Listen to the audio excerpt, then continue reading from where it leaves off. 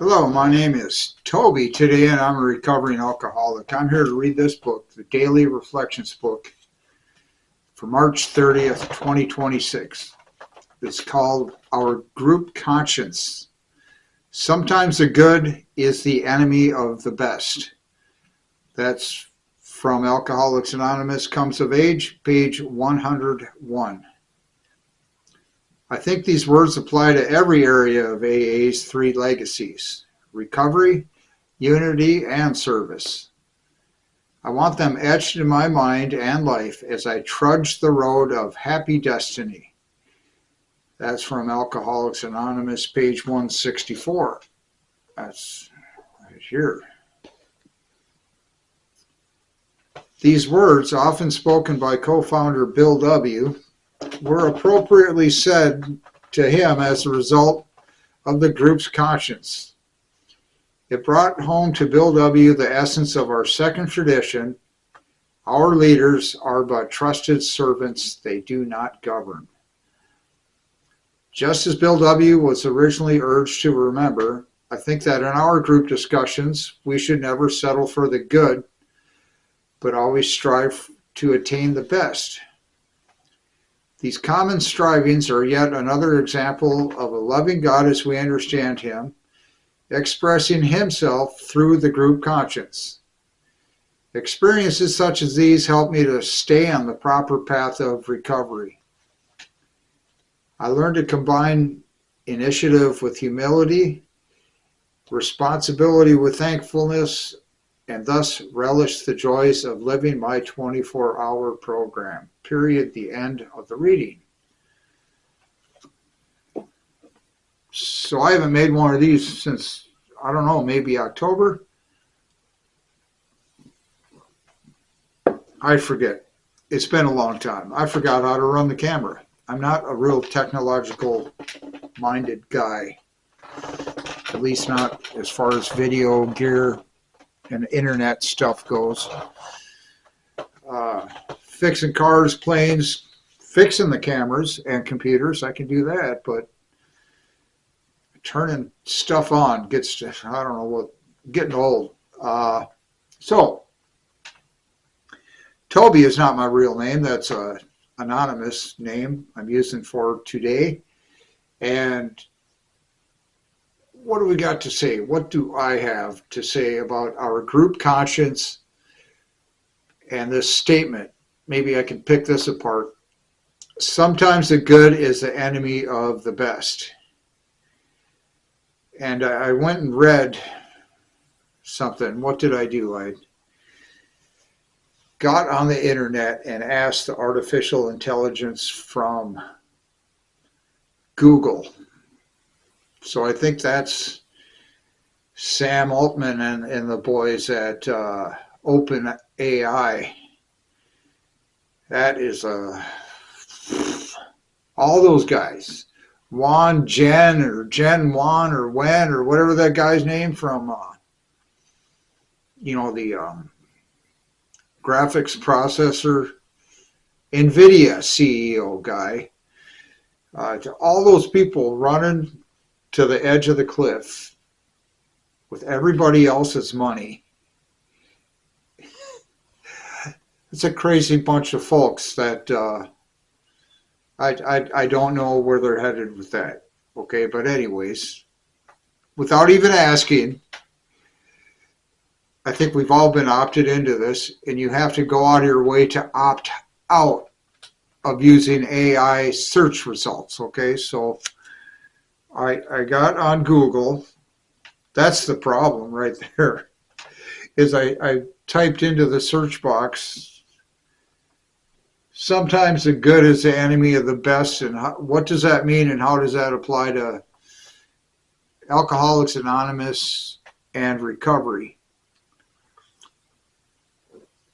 And it said some stuff that kind of at the end of today's reading. I'll read this second, pardon me, this second paragraph in today's reading.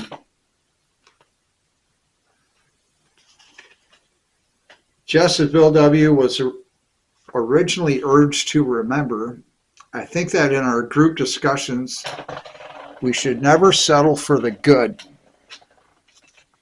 but always strive to attain the best. These common strivings are yet another example of a loving God as we understand Him, expressing Himself through the group conscience. Experiences such as these help me to stay on the proper path of recovery. I learned to combine initiative with humility, responsibility with thankfulness, and thus relish the joys of living my 24-hour program, period. So the AI version of the Google search result in regards to what sometimes the good is the enemy of the best has to do with Alcoholics Anonymous and recovery in general, mentions something about the 24-hour program. And let me try and explain my idea of this entire, the whole Alcoholics Anonymous journey. I dislike putting things that way, that I've been on since December 4th of 2006. So you got this little book here. I believe this is a Hazelden book. 24 hours a day, it's called. You can't get away from this one day at a time stuff within Alcoholics Anonymous. And then the associated slogans that go with it. And I used to have a gigantic hang-up with slogans. And I guess I'll tell you why. It's because it's a lot like poetry, good poetry, at least in my mind. Some of Matthew McConaughey's stuff in Poems and Prayers, I think it's called, is okay, but some of it is not. Put it that way. His first book, Green Lights, or the first book I've read of his. I don't know if he had any. He's got, anyways, enough. That book's better. I liked it better. Any of the poetry in that book. Okay, and so my thing about poetry is that with so few words, such great statements can be made if the person is a good poet. Why to bring this up? Something to do with the enemy of the good. 24 hours a day, one day at a time. Keep it simple. But for the grace of God. What's another one? I can't think of another one right here. There's at least 7 of these things. Slogans from AA. And they're akin, in my mind, to poetry, where something simply stated with few words can really make it pop. I dislike saying that too. That it seems more profound, because with just a couple of few words, a really deep point can be made oftentimes. And so this book, 24 Hours a Day, what it says in today's book, and also from the AI search result on Google, I learned to combine initiative with humility, responsibility with thankfulness, and thus relish the joys of living my 24-hour program.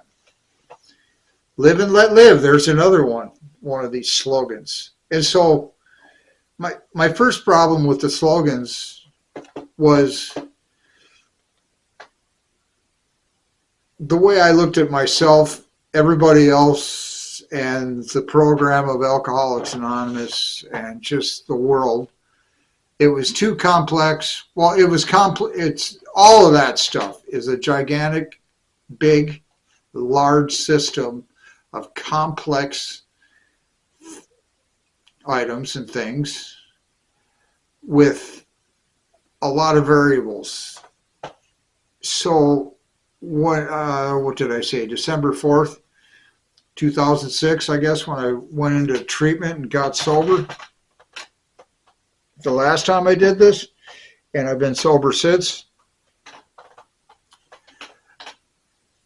And after, well, within the treatment program of about 60 days, 45 days maybe, I think is more accurate. I think it was 45 days.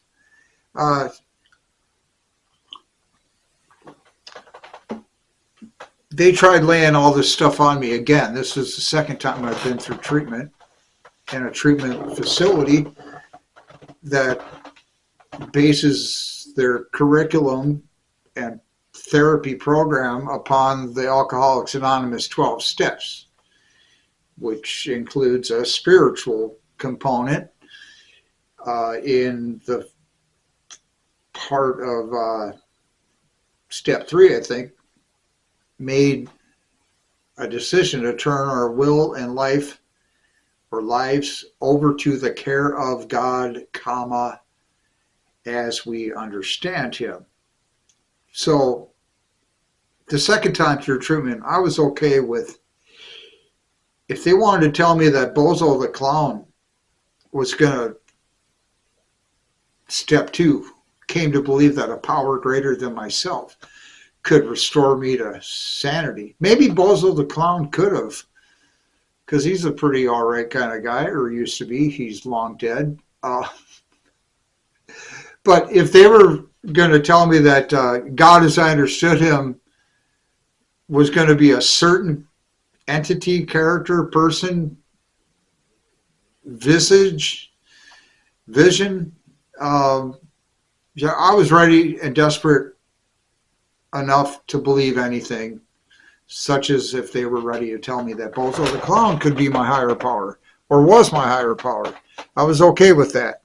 Because now, back to these slogan things, and saying that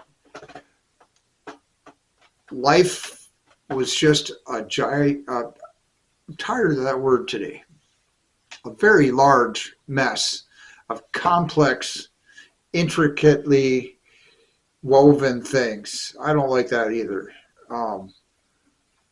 Anyhow, I looked at these slogans, and, you know, mind you, this has been like 17 years of looking at these slogans now, today, at this last run. And I think only as short or as soon ago as like 10, no, not even that, like 8 years ago. Let's see, what is it? It's 25, 26 now? Minus 10 would be 16. Yeah, 8. I think about 2018, I started to loosen up on my problem with the slogans. And my problem, which I'm finally getting to now, with the slogans is that I'm a complex guy. I've got many issues that are deep in my life. And there's no way that live and let live, but for the grace of God, one day at a time, these kind of little things like that, I thought, there's no way that can help me or fix me. That's too simple. My problems are so much larger and bigger than that and more complex. Keep it simple isn't going to do it for me. And so, let's see, 2018, that's 12 years of me fighting against these slogans, among many other things. I'm sure that I'm sure I had hang-ups that I'm not going to get into here, I don't think, right now. But so today's thing about the enemy of the good, or sometimes the good, you know, like just good enough. Did you know that, I think, I can't back this up, but most scientific principles or theories, wild ideas, come about, and somebody gets an idea and they go, hey, we need to look at the real world, make some observations, and see if this keeps occurring in this way that I think it is.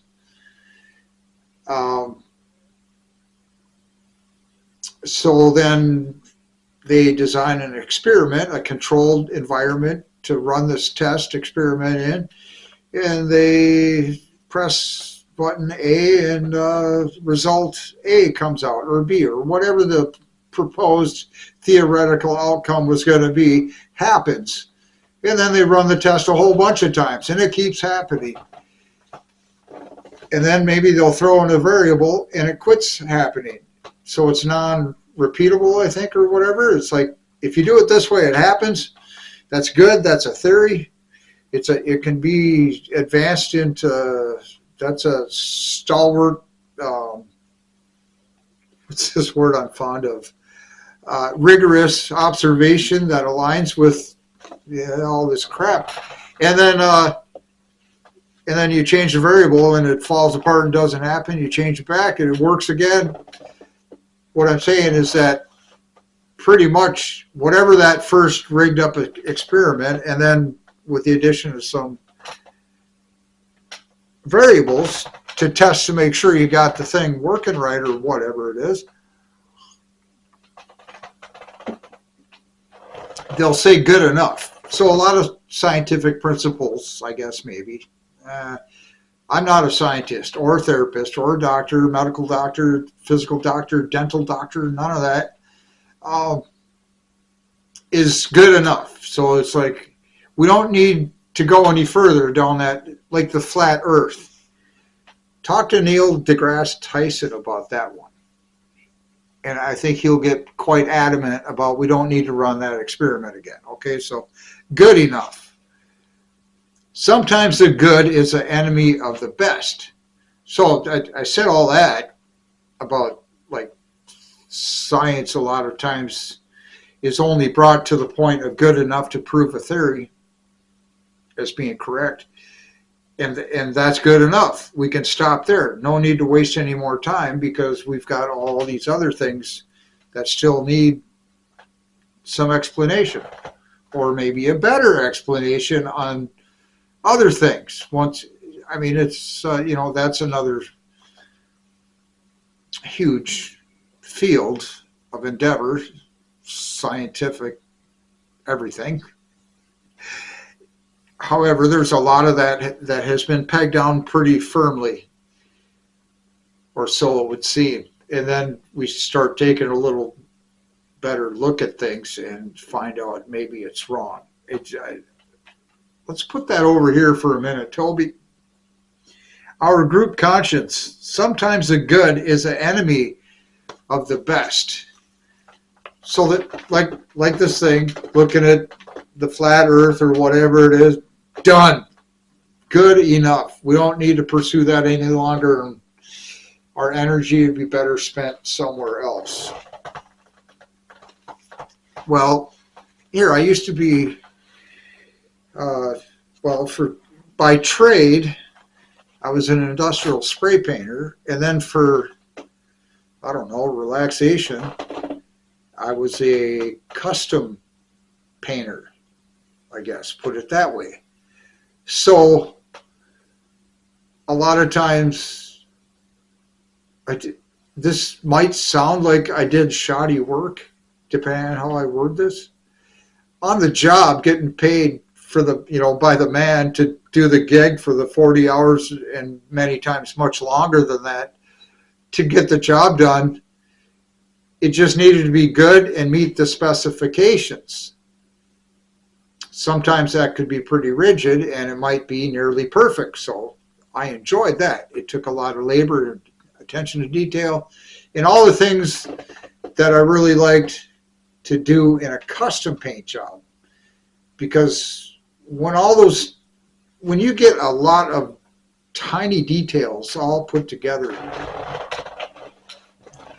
the entirety of this project, what's the therapeutic, the gestalt of the project then really has impact.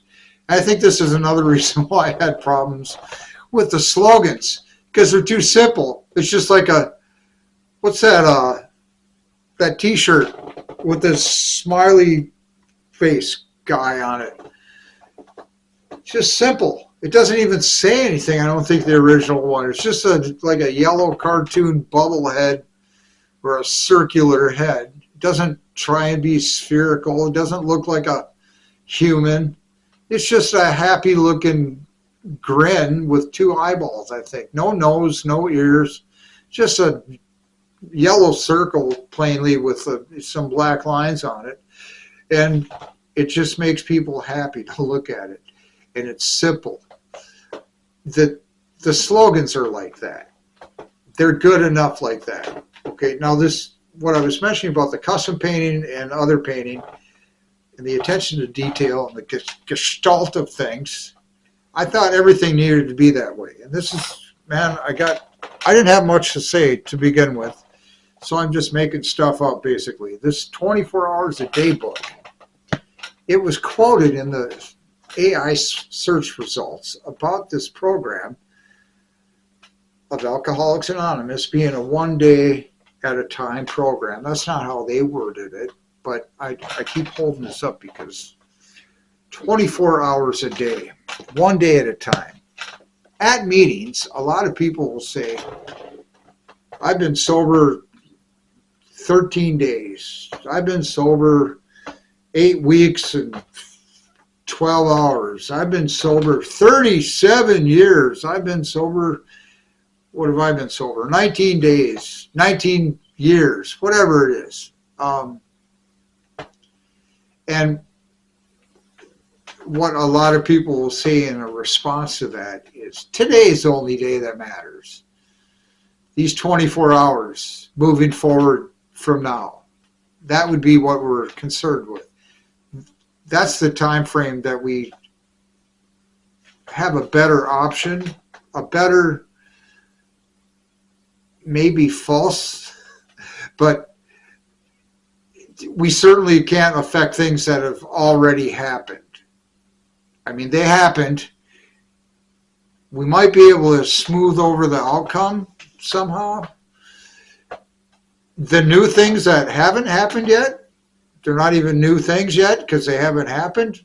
But the future, I don't think we have a lot of choice or options in that either, other than we can do our best today to ensure the best chance of a positive outcome in the next second, the next minute, the next hour, the next day. And then don't get too concerned beyond that. So these 24 hours, and this is what it says here. These common strivings are yet another example of a loving God as we understand him, expressing himself through the group conscience. Experiences such as these help me to stay on the proper path of recovery. The proper path of recovery. I learned to combine initiative with humility, responsibility with thankfulness, and thus relish the joys, like that smiley face guy, of living my 24-hour program. And there's a lot of things with that, like I said, the search result, how does sometimes the good and the enemy of the best happen? I guess Bill W. in the group conscience, sitting around with the people at AA yakking about whatever they're yakking about at that time, where Bill W. was at. He was reminded what to I think these words apply to every area of AA's 3 legacies: recovery, unity, and service. I want them etched in my mind and life as I trudge. I want to go off on this tangent too. I trudge the road of happy destiny. First, a tangent to the tangent. If you look on YouTube and punch in the YouTube search box, or however you search YouTube, but I would recommend getting onto YouTube first and then Look for trudging the road of happy destiny, I think. And if that's correct, the person with those videos, I like that guy's videos. And it's similar to the way I do mine. And whatever, I'll just leave it there. So I'm trying to give a shout out. I don't like that statement either. Just letting you know. And so that's the first tangent on, it's dark in here. As I trudge the road of happy destiny. If it's such a happy road and it's leading all the way to destiny, why would one trudge it? I would think skipping joyfully, happily, just with not a care in the world kind of thing would be the way you would be traversing this road of happy destiny. You know, everything's just sunshine, roses and lollipops. Why would one feel as though they're trudging? That's just always struck me odd. Even since the first time I tried to get sober, which 24, that would be about 25 years ago. Anyhow, my goodness. I learned to combine initiative and humility, responsibility with thankfulness, and thus relish the joys of living my 24-hour program. And that was just got done talking about the group conscience. And here, I never finished this here. As I trim that. Those words I just said from Alcoholics Anonymous, page 164, those words often spoken by co-founder Bill W. were appropriately said to him as the result of the group's conscience. So as we're sitting around yakking about AA stuff, Bill W. said, trudging the road to happy destiny. I guess, anyways, I'm not going to take that apart. There's my solution, though, probably. It brought home to Bill W. the essence of our second tradition. Our leaders are but trusted servants. They do not govern. Okay, so where are we at? 27 minutes. 24 hours a day. Traversing the road of happy destiny. Whether you're trudging or skipping along joyfully. It's these 24 hours that we only need to be super concerned with. Because if we don't get those right, tomorrow's going to maybe not go so well. And here, if you do screw up today in such a poor fashion, well, two things could happen then as a result. Well, many more than two, I would suspect. One of two things might happen. Because today for me has gone really well. I'm not doing, though, what I wanted to do yet today. But it's going to be okay, all right? One thing at a time is the thing. Right now I'm making this video. Poorly, not, I don't know, good, not. I'm doing what I'm supposed to be doing, though. Remember I said it's been since like October, maybe November, since I've made one of these videos. And, well, there's lots of reasons. Why not? How come? Why not? How come? I haven't made one of these videos in a bit. I'm not going to explain now, but now that I am here trying to get through this one, here, let me posit another theory of mine with no evidence of it being correct or not yet, is that this book, Daily Reflections book, is set up in such a way that if you look at the 12 steps, they have numbers in front, 1, 2, 3, all the way through 12. And if you can find the principles all written together in one spot, in the text somewhere, so you can rely upon it as being the actual 12 principles. I've written them down in my own hand, and they're honesty, hope, faith, courage. We're in month 3. The third principle is faith. The third step is, let me read that. Made a decision to turn our will and our lives over to the care of God as we understood him. Period. The end of the third step. So the third principle is faith. The third step is turning your life over to the care of God as you understand him.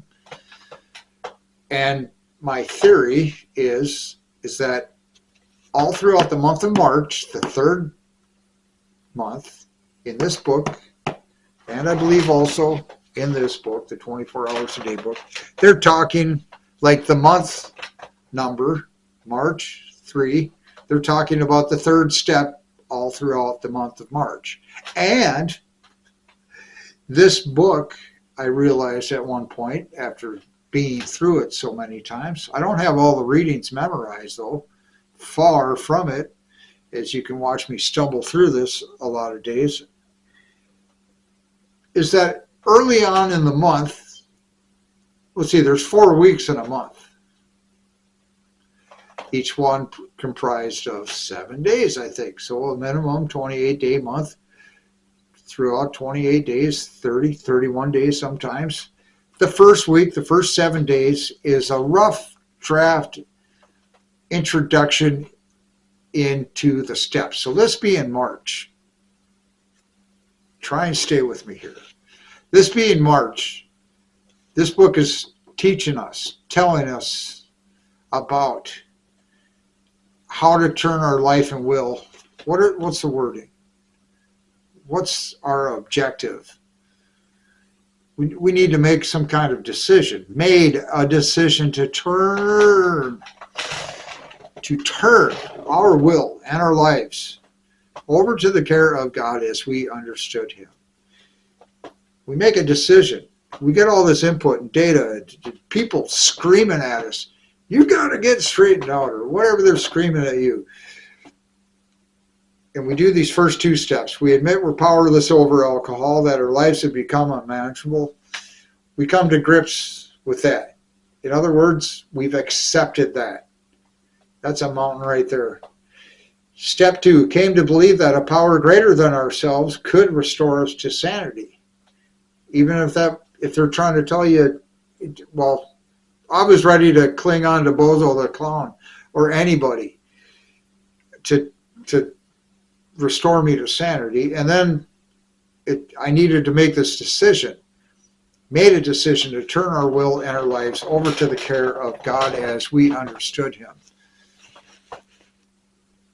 Why did I bring all that up? Oh, the third month, third principle, third step. In the first 7 days in the third month, in this book, for March, is going to be like a rough draft introduction into this making a decision and turning your life over to something else. Other than that monkey on your back, your addiction telling you to continually self-destruct through the use of chemicals and drugs, alcohol, whatever it may be. It could be crime, gambling, sex, all kinds of different kind of vices that are self-destructive that you're not getting the results you like, maybe. So you think, maybe I should change the variable. Maybe I should do something different and see if I can come up with the scientific theory thing, the falsification thing. It's like, look, I quit drinking and my skin cleared up a little bit, or I don't have such a terrific hangover every day anymore because I quit drinking whiskey and only drink beer, say maybe at the beginning or something like that. A variable, you change it and you get a different result. You're onto something. Keep changing things, and anyhow. Now, part of my theory here is that in this book, the first week is a rough draft intro to whatever step that may be. The third month, March, which we're in right now, for one more day. The principle is faith, and the step says made a decision, etc. Let me read the titles only, I think, of these first 7 days in March, because I think it's a rough draft of how you might do the step corresponding to the month or number or whatever. And what's going to happen? March 1st, it works. March 2nd, hope. March 3rd, overcoming self-will. March 4th, weeding the garden.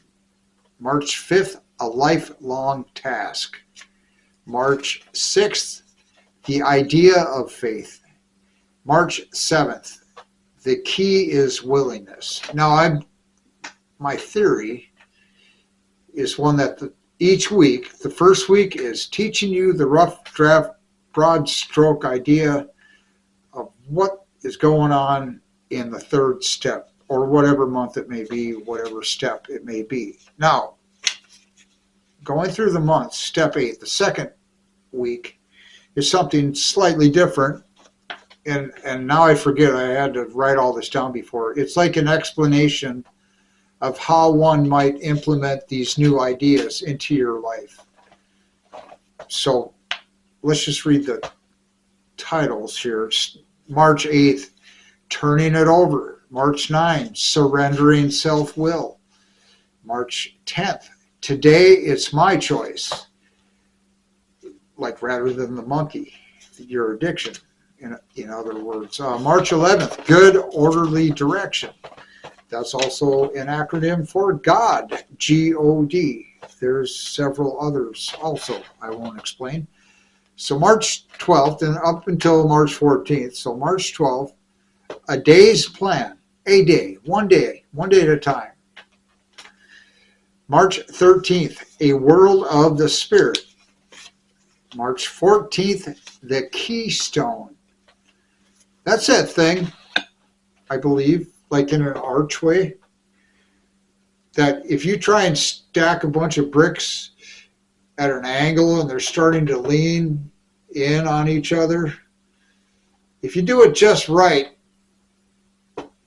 and get them up to some point where they're leaning in and they're not falling over yet, but it's a precarious spot and it's very weak structurally, the keystone is that like wedge-shaped, slightly block in the center that now these other arched, curved, leaning, falling over drunkenly bricks can't collapse because the keystone is there. See, now,